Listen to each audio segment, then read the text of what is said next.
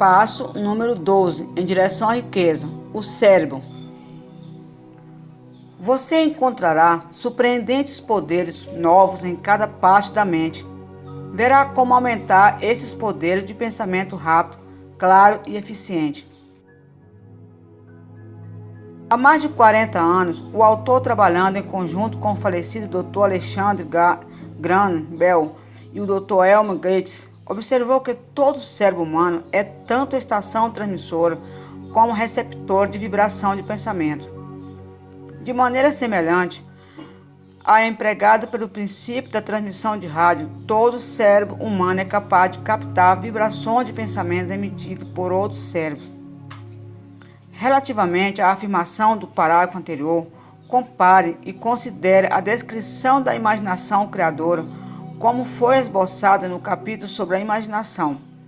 A imaginação criadora é o aparelho receptor do cérebro, que recebe pensamentos emitidos pelo cérebro dos outros. É a agência de comunicação entre o consciente ou a mente racional e as quatro fontes das quais se recebe os estímulos do pensamento. Quando estimulado ou aumentada para um elevado grau de vibração, a mente se torna receptiva ao pensamento que lhe chega por fontes externas. O processo de aumento tem lugar através das emoções positivas ou das emoções negativas.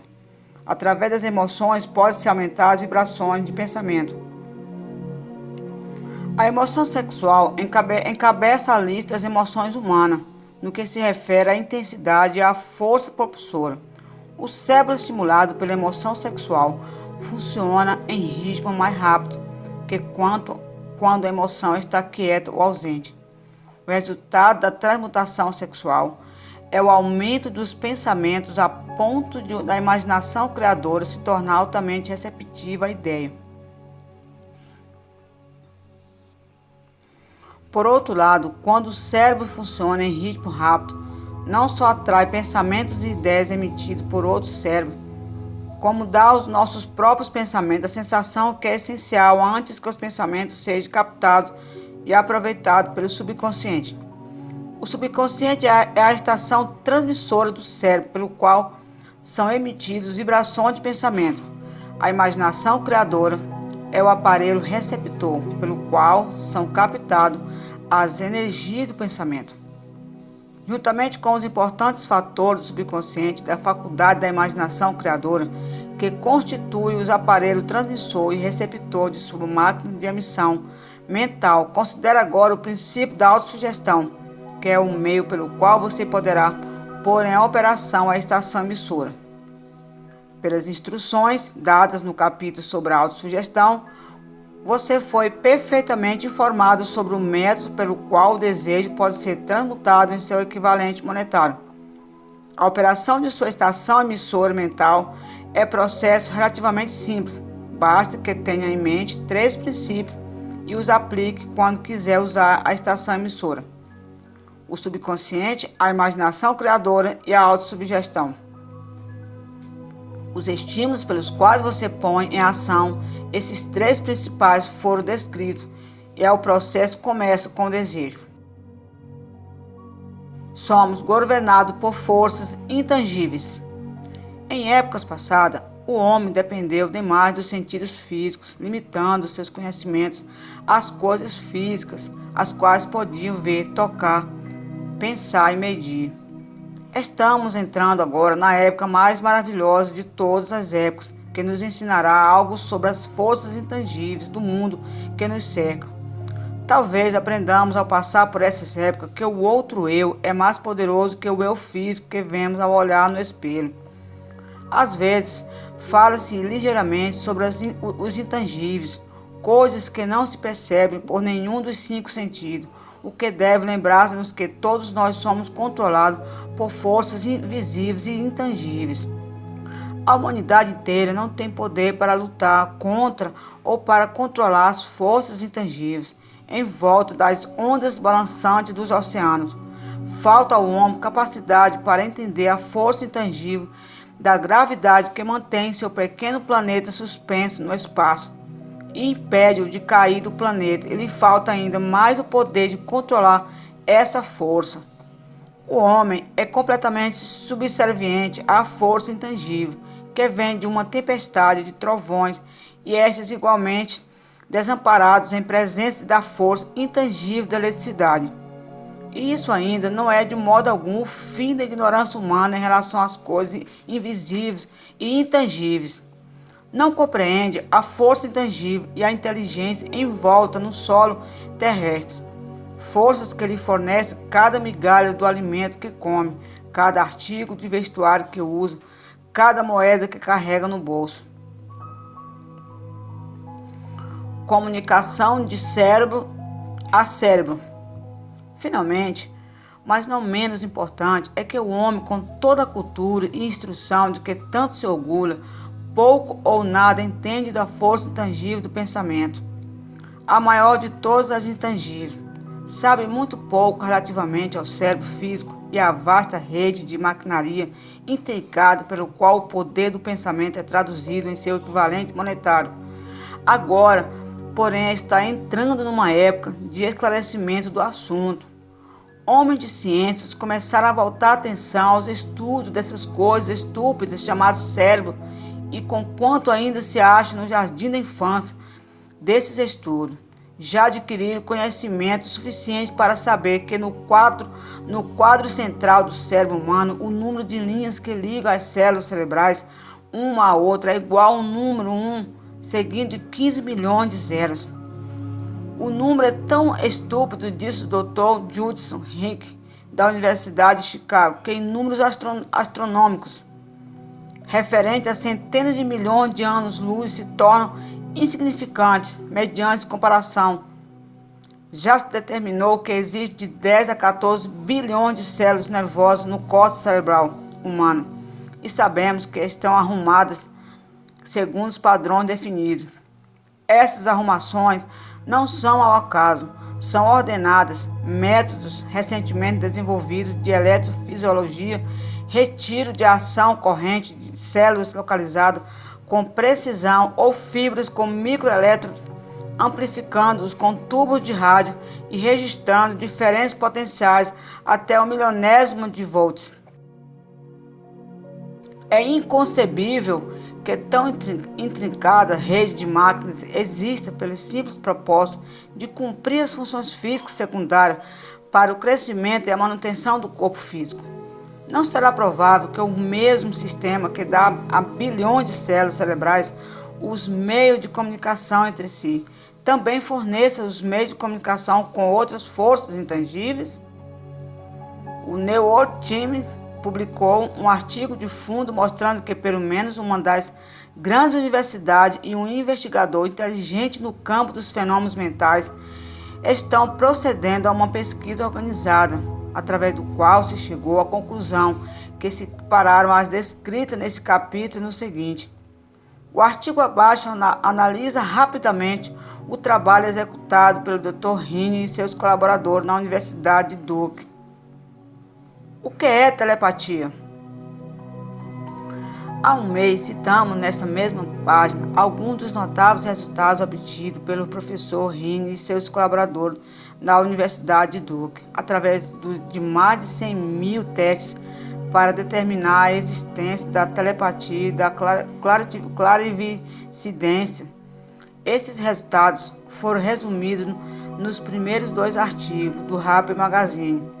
No segundo, que agora foi publicado, o autor White tenta assumir o que descobriu ou o que aparece razoável inferir com referência às maneiras extrasensoriais de percepção. A existência real da telepatia e clarividências parece agora, para alguns cientistas, enormemente provável como resultado das experiências de Rini.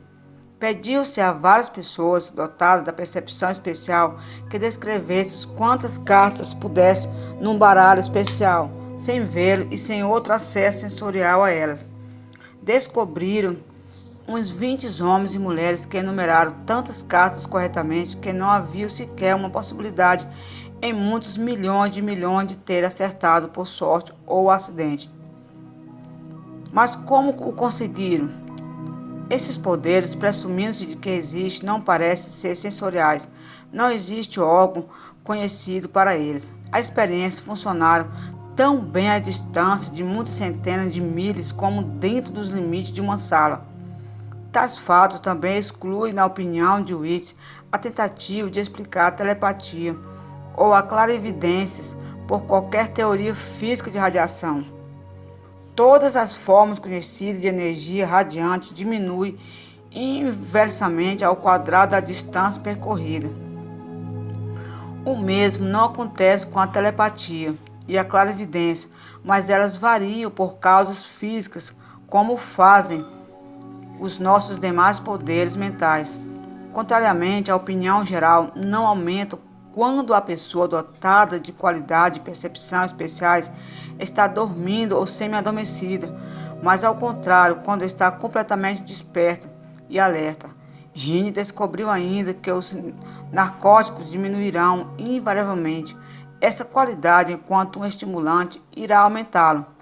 Parece que nem o melhor dos telepatas ou clarividentes poderá obter bons resultados se não tentar ao máximo. Uma das conclusões a que o Witt chega com certa confiança é que a telepatia e a clarividência são, na verdade, o mesmo dom.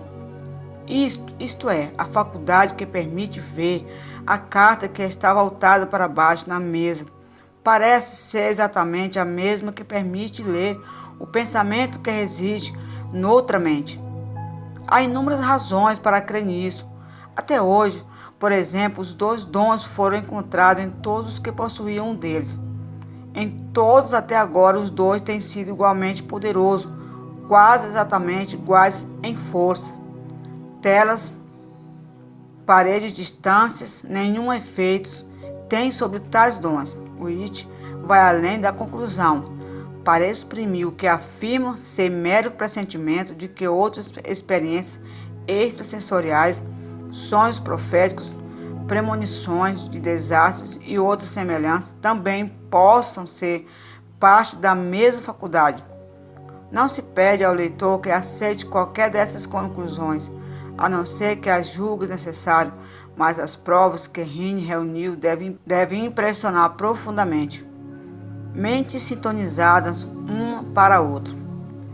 Em vista das afirmações do Dr. Rini relativamente às condições sobre as quais a mente reage ao que ele denomina de modos de percepção extrasensoriais, tenho o privilégio de acrescentar ao seu testemunho que meus colaboradores e eu descobrimos o que acreditamos serem as condições ideais sobre as quais a mente pode ser estimulada, de modo que o sexto sentido, descrito no capítulo seguinte, pode ser posto a funcionar de maneira prática.